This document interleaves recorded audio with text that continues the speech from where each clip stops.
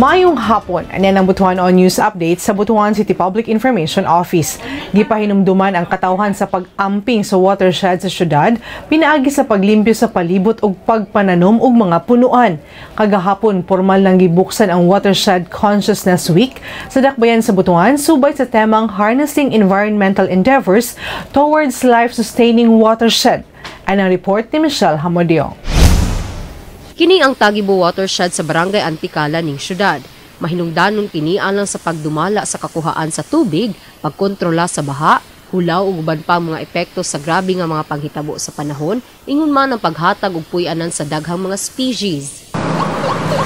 Gani, formal nga gibuksan kagahapon ang Watershed Consciousness Week sa syudad, subay na sa SP Ordinance No. 4097-2013 o an ordinance declared every third week of January as Watershed Consciousness Week in Butuan City and for other purposes. Ang watershed, importante kasi sa komunidad kay ang watershed mo kana siya ang naghatag og kinabuhi, nagproduce sa tubig nagi sa mga resources nga sulod sa watershed. So, naapod kaniya ang kining kakahuyan nga mopod ang nag-sequester o nag-absorb sa atong mga hangin sa dautan nga hangin mga carbon dioxide nga na. So siya pod ang nag-produce og mga pagkaon para sa katawhan sa mananap kay lagi ang watershed usaman siya ka ang kinatibuk-an nga watershed usaman siya ka land area nga nagsupply nagsuporta sa kinabuhi sa tao, kinabuhi sa tanom, kinabuhi sa mga nilain nga mga mananap organism diya sa ka watershed area. Tumong sa selebrasyon ng pagpahinumdum sa mga residente sa importansya sa watershed sa komunidad nga maoy tinubdan sa kinabuhi sa tanom, mananap ug paginahanglan sa mga residente nga namuyo sa syudad. Gani, kinahanglan gyud kining ampingan ug amumahon pinaagi sa paglimpyo sa palibot ug sa pagpananom og mga punuan.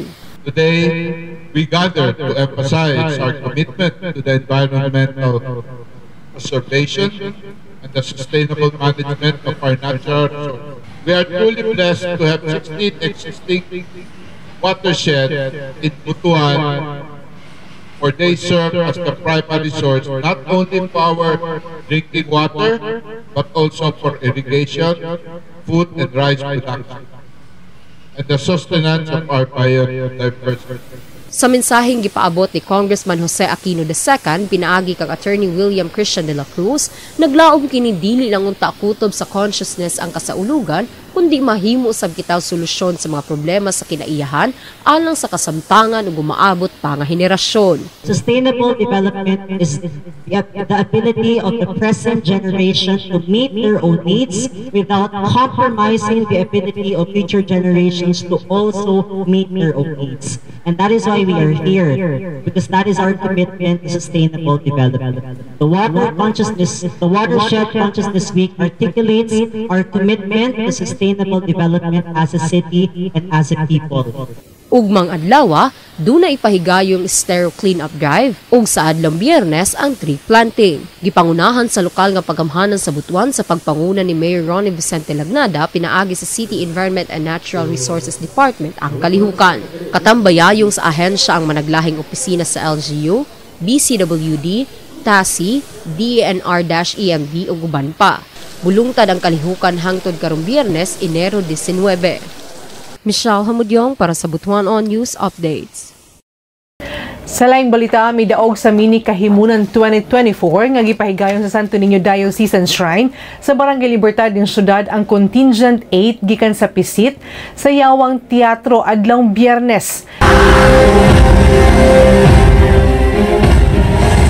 Nasakbit nila ang first prize sa mini kahimunan 2024 na dunay cash prize nga 150,000 pesos. Ikaduha ang Contingent 2 Sidlak Dance Troupe sa San Ezekiel Moreno Chapel, Mahogany na dunay cash prize nga 120,000 pesos.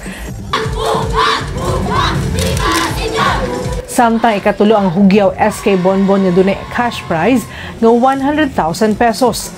Samtang midawat og tag 50,000 pesos ang pito ka grupo alang sa consolation prize. Kinigilangkuban sa Contingent 1 Consuelo Elementary School Dumalagan, Contingent 3 Butuan City Sped Center, Contingent 4 Nongnong Folkloric Group, Contingent 5, Libertad Central Elementary School. Contingent 7, ISKP Dumalagan. Contingent 9, Baan Riverside Dance Company. O Contingent 10, San Roque Chapel, Malalag. Nakadawat sab sa mga special awards ang pipila ka contingent, sama sa kahimunan Queen, Best in Costume ug Best in Street Performance, nga midawat og cash prize nga 10,000 pesos. Puno sa kalipay, pasalamat ug paglaom ang gipakita o gipadayag sa pasundayag sa matag grupo nga nagsubay sa tagsa-tagsang panalangin, pagtuo ug gugma bisan pa man sa mga nasinating problema sa matag usa. Mapasalamaton ang tibuok Santo Niño Diocesan Shrine sa hugot nga suporta sa lokal nga panggamhanan sa Butuan, pinaagi ni Mayor Ronnie Vicente Lagnada, Congressman Jose Aquino II ug uban pang stakeholders aron magmalampuson ang tinuig nga Kahimunan Festival isip kabahin sa kasaulugan sa kapistahan sa Santo Niño. Og makato mga updates ning adlaw, alang sa ban pa mga updates, follow and like official Facebook page, TikTok, Instagram o Twitter account o subscribe sa YouTube channel sa Butuan City Public Information Office. Ako si Charmaine Awitan. Daghang salamat.